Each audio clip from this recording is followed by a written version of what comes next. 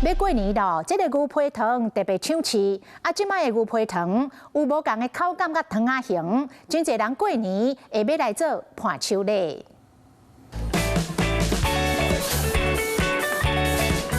一块一块牛皮糖，就亲像坐一个轨道，第三线继续前进。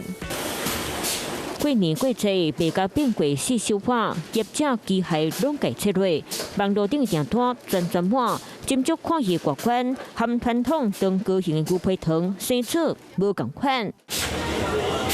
升到大粒的土豆，口感好食，就种差伫咧牛皮糖才烧水时阵，爱搁撒土豆糊，再搁改 Q 一个形出来。撒上花生粉来增添它的香气。那我们希望说能够把厚度稍微变薄一点，让这样子的咬起来的感觉会稍微比较软。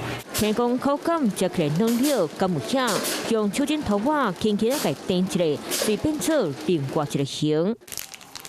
另外一间业者做牛皮糖嘛，介好食，不过互人料想袂到的是，头家娘是一位韩国新妇。甜点卖给韩国朋友，然后也是义卖这个募款嘛，所以他们都喜欢吃。 과자다 보니까 딱딱하고 그럴 줄 알았는데 식감도 되게 쫀득하고 달달하니 집에 사가기 이제 좋은 기념품이지 않을까 싶습니다.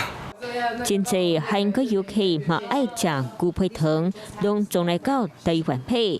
过年特别到销量对咧济，市面上的牛皮糖款式百款，亲像圆圆的牛皮糖，口感食起来软了，掺土豆糊，后味更加香。毛用饼落去交配，食起来感觉佫无共款。佫有定定看当都型的牛皮糖，甜甜的口感嘛，侪人喜喜。业者认真伫咧做事。 都希望赚大钱过好年。你好，我是宋彦明。想掌握最及时的新闻资讯吗？赶紧订阅、按赞、开启小铃铛，锁定华视新闻 YouTube 频道。